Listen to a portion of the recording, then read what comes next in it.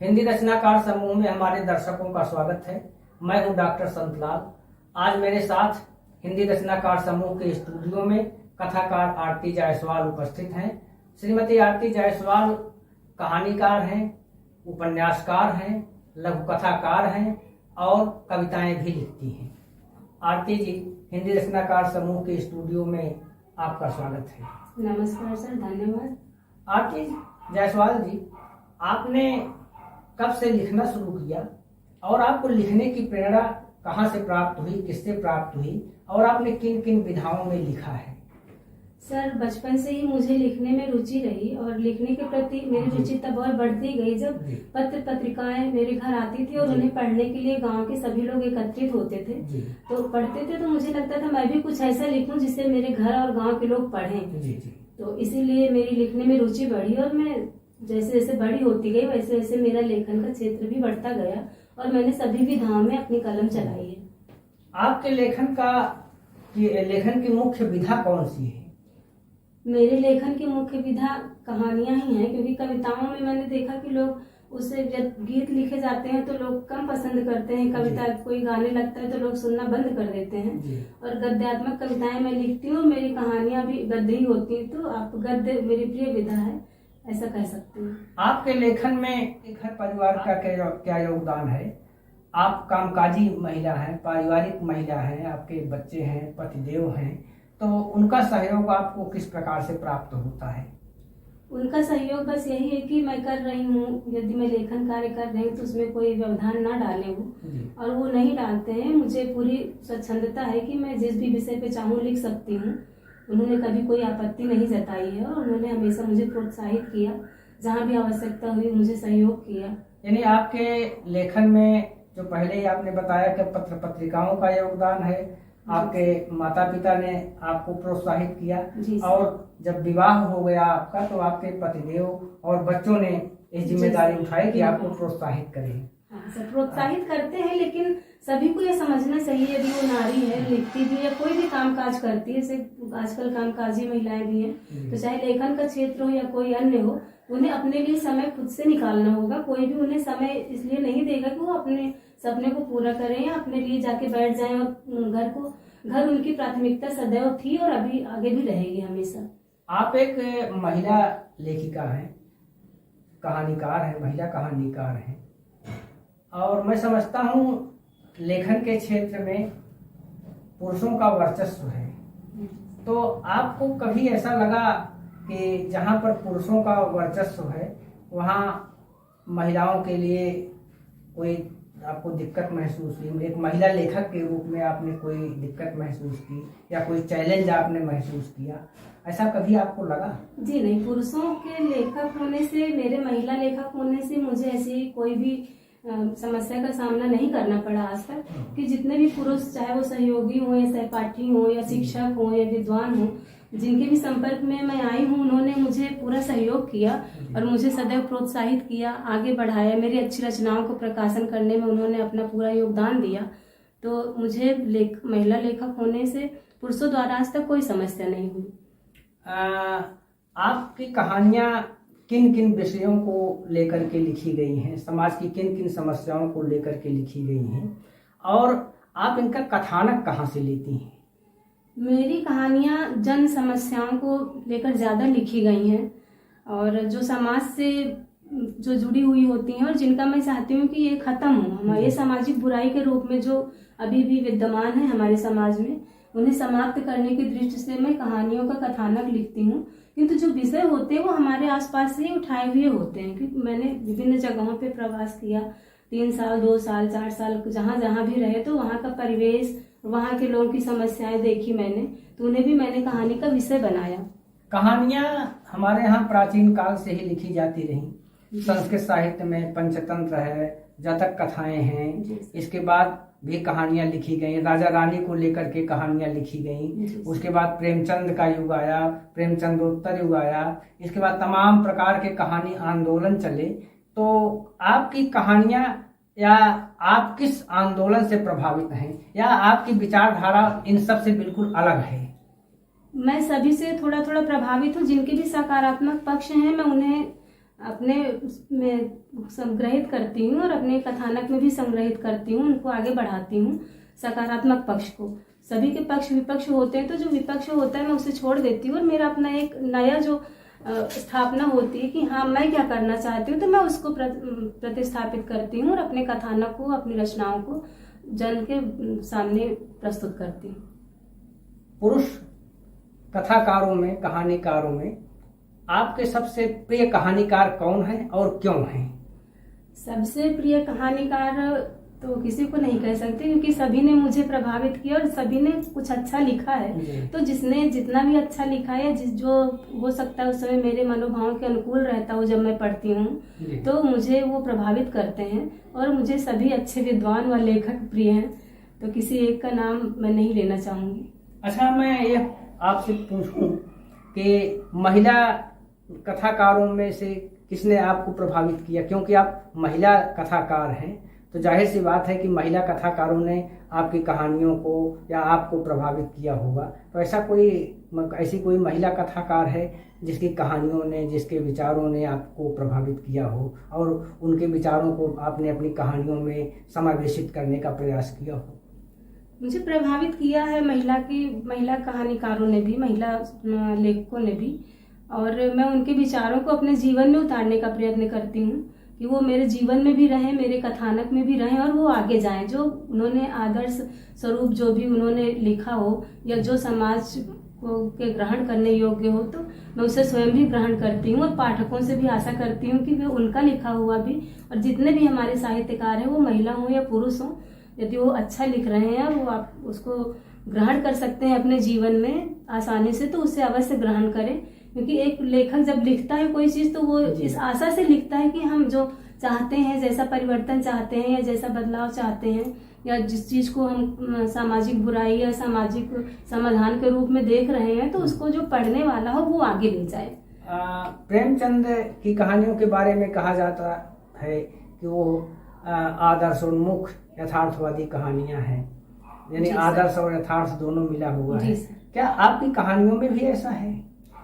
नहीं, मेरी कहानियां बिल्कुल यथार्थ परक हैं। उसमें आदर्श की स्थापना कम है, थोड़ा यथार्थ परक होने के साथ साथ वो जन समस्याएं जुड़ी हैं, तो यथार्थ परक हो गई। और उनमें मैं समस्याओं का निदान ढूंढती हूँ और मैं उन चीजों का विद्रोह करना चाहती हूँ अपनी कहानी में कि हाँ ये चीज गलत है और ये नहीं होनी चाहिए, तो उसको आप विद्रोह के स्वर के रूप में भी देख सकते हैं। आदर्शवादी कहानियां जो लिखी गई हैं उनको हम लोग खारिज कर सकते हैं? बिल्कुल नहीं सर, आदर्शवादी कहानियां खारिज नहीं की जा सकती हैं, क्योंकि आदर्श ही है जो हमें आगे बढ़ने की प्रेरणा देता है। लेकिन एक आदर्श को हम उस जगह पे स्थापित नहीं कर सकते हैं जहाँ पर हम यथार्थ से जूझ रहे होते हैं। कई परिस्थितियां ऐसी होती हैं जहाँ पर हम आदर्शवादी तो बहुत होते हैं किंतु उनका पालन करने में असमर्थ होते हैं, तो उस जगह पर हम। एक प्रश्न और मन में कौन रहा है जी सर, कि आजकल तमाम पत्रिकाएं निकल रही हैं, बड़ी प्रतिष्ठित पत्रिकाएं भी निकल रही हैं, और उनमें जो कहानियां छप रही हैं उनमें मैं समझता हूँ भदेश है, भाषा में भदेश है या अश्लीलत्व है। उसको एक दूसरे शब्दों में इस प्रकार से कह सकते हैं कि हम उनको अपने ड्राइंग रूम में नहीं रख सकते हैं, या कोई पुत्री अपने पिता को पढ़ने को नहीं दे सकती है, पिता अपने पुत्र को नहीं दे सकता है, भाई अपने बहन को नहीं दे सकता है। तो इसके पीछे क्या कारण है? ये सबसे पहले तो जो लेखक होते हैं वो लेखक, मुझे उनको लेखक मैं नहीं मानती हूँ जो ऐसी कहानियां लिखते हैं, क्योंकि लेखन कभी भी अश्लील या भद्दा लिख करके अपने आप को आगे बढ़ाना नहीं चाहेगा। वो सिर्फ या तो वो पत्र पत्रिका की लोकप्रियता बढ़ाने के लिए लिखी जाती हैं, पैसे देकर लिखवाई जाती हैं, या फिर जो है वो जो लिखता है वो चाहता है कि हमें लोकप्रियता हासिल हो, वो भी निम्न स्तर की। तो मैं ऐसी कहानियों को सिरे से खारिज करती हूँ, मैं इससे बिल्कुल सहमत नहीं हूँ। सस्ती लोकप्रियता पाने का चक्कर है। जी सर, बिल्कुल। और इसे मैं तो छापने वालों को पूरा दोषी मानती हूँ, क्योंकि अगर वो एक कहानी ना छापे तो दूसरी लिखी ही ना जाए। एक महिला कथाकार के रूप में आपके सामने क्या क्या चुनौतियां हैं इस समय? मेरे सामने चुनौतियां इस समय हो जाती है कि अपराध हमारे समाज का जो बढ़ रहा है हमारे समाज में, उसको यदि खत्म करने की दृष्टि से मैं कुछ लिखना चाहूँ तो मैं बहुत ज्यादा खुल करके शोर मचाकर नहीं लिख सकती हूँ, क्योंकि एक महिला होने के नाते मैं किसी ऐसे अपराध पे लिखती हूँ कि जो समाज में जिसको छुपा के या दबा के अपनी सामाजिक प्रतिष्ठा से जोड़ा जाता है, तो लोग उसको सीधे चरित्र से आंकते हैं जी। क्योंकि मैं महिला हूँ, तो ये चीज गलत है। और चाहे वो पुरुष लिखे या महिला लिखे, तो उसको एक लेखक की दृष्टि से देखें कि एक लेखक है, वो उसका समाधान चाहता है, ना कि वो उसके स्वयं जीवन का हिस्सा है वो चीज। आजकल विमर्शों का युग चल रहा है, विशेष रूप से हिंदी साहित्य में तमाम प्रकार के विमर्श, दलित विमर्श, युवा विमर्श, स्त्री विमर्श, किन्नर विमर्श, आदिवासी विमर्श, आर्थिक विमर्श। आपकी कहानियां क्या किसी विमर्श से प्रभावित हैं? मेरी कहानियां, मैंने जैसे कि पहले कहा कि जन की सभी समस्याओं को उठाती हैं, किसी एक वर्ग को नहीं उठाती हैं। तो समाज जो जितने भी विमर्श आपने अभी बताए हैं वो सब हमारे समाज का हिस्सा हैं। तो मेरी कहानियों में लगभग सब होते हैं। तो इसलिए मेरी कहानियां एक परिवर्तन विमर्श आप मान सकते हैं कि मैं परिवर्तन चाहती हूँ, और इसको लेकर के मैं किसी भी वर्ग को लेकर लिख सकती हूँ, किसी भी विषय को उठा सकती हूँ। मेरा कोई इकलौता ना तो विषय है ना वर्ग है। आप किस प्रकार का परिवर्तन चाहते हैं समाज में?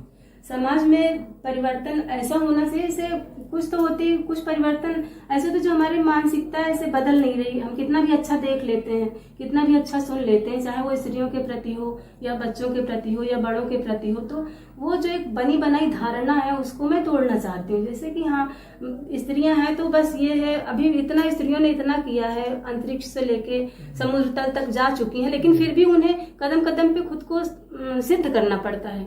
ये एक बड़ी चुनौती, तो मैं इस धारणा को तोड़ना चाहती हूँ।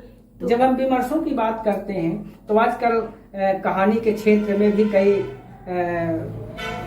खेमेबंदी सी हो गई है। दलित लेखक जो है दलित कहानियां लिख रहे हैं, सनातन धर्मी लेखक जो है सनातन धर्मी कहानियां लिख रहे हैं। क्या आपको नहीं लगता कि इनमें टकराहट है? टकराहट तो छोड़िए सर, ये साहित्यिक पतन है मेरी दृष्टि में। क्योंकि कोई भी साहित्यकार हो, एक वर्ग या एक, आप यदि मैं मान लेती हूँ कि एक दलित है या एक सामान्य वर्ग का प्राणी है, दोनों को समान कष्ट है, तो आप सिर्फ दलित का कष्ट आपको दिखाई देगा और सामान्य वर्ग का नहीं दिखाई देगा, तो आप लेखक कैसे हुए या आप साहित्यकार आपको खुद को कैसे कह सकते हैं? अच्छा, संचार क्रांति का युग इस समय चल रहा है, सोशल मीडिया है, डिजिटाइजेशन हो गया है, तो आजकल बड़ा शोर है भूमंडलीकरण, उदारीकरण। तो आपकी कहानियों में को इन दोनों शब्दों ने कितना प्रभावित किया है? इन दोनों शब्दों ने प्रभावित इस तरह से किया कि इस कहानियों को और कथानकों को हम इतना विस्तार दे सकते हैं कि जो समस्याएं हम अपने आसपास की समस्याओं को छोड़ करके हम विश्व स्तर की समस्याओं को भी उठा सकते हैं। और साहित्य जो रुदन और हास्य का स्वर पूरे विश्व में एक ही है, तो इस वजह से साहित्य जो है वो पूरे विश्व को जोड़ता है। वो चाहे स्टोरी कह लें आप इंग्लिश की या हिंदी का कहानी कह लें, तो कहीं ना कहीं वो परिभाषित होता है एक दूसरे देश में जाकर के। तो इसलिए ये बहुत ही अच्छी बात है कि संचार का युग आया है और हम अपनी बातें पूरे विश्व को पहुंचा सकते हैं, अपनी रचनाएं पूरे विश्व में पहुंचा सकते हैं। जब ये कहानियां सोशल मीडिया पर आ गई हैं, उनका डिजिटलाइजेशन हो गया है, जी सर, बिल्कुल। तो कहानियों की किताबों को कौन पढ़ेगा? सब लोग जो है इंटरनेट पर ही पढ़ लेंगे। तो सर, क्या कहानियों की जो पुस्तकें हैं ये खत्म हो जाएंगी या इनका वर्चस्व रहेगा? नहीं सर, इनका वर्चस्व है और हमेशा रहेगा, और इनका वर्चस्व भी फिर से वापस लौटेगा। क्योंकि ऐसा नहीं है कि संचार युग में कहानी या पुस्तक का वर्चस्व खत्म हुआ, कि जो पुस्तक छू के जो देखने का महत्व है वो एक अनोखा अनुभव है अपने आप में, और उस अनुभव से हमारी आज की पीढ़ी थोड़ा वंचित हो रही है। और वो कार्य हमें ही करना होगा कि हमें जोड़ना होगा पुस्तक से लोगों को। जब हम लोग पुस्तक से लोग को जोड़ेंगे तो उन्हें पता चलेगा। और दूसरी बात है, ये पुस्तक का महत्व जो कम हो रहा है सीधे से कि संचार माध्यम में उपलब्ध है तो लोग पढ़ लेते हैं, पीडीएफ पढ़ लिया या इंटरनेट पे उपलब्ध है तो पढ़ लिया, तो पुस्तक की उन्हें आवश्यकता नहीं रहती है। किंतु मुझे पूरा विश्वास है कि 10 या 15 साल बाद फिर एक पुस्तक का दौर आएगा, क्योंकि तब तक लोग इसके विपक्ष से रूबरू हो चुके। बड़ी आशा है कि पुस्तकों का दौर फिर आएगा। बिल्कुल सर, क्योंकि संचार का भी पक्ष विपक्ष होगा कुछ, और जब वो सामने आएगा तो लोग फिर पुस्तक की तरफ आएंगे। एक प्रश्न और है इसी से मिलता जुलता, कि हिंदी के प्रचार प्रसार में या हिंदी को बढ़ावा देने में कहानियों का, उपन्यासों का क्या योगदान है? कहानी और उपन्यासों का योगदान हिंदी के प्रचार प्रसार में बहुत ज्यादा है।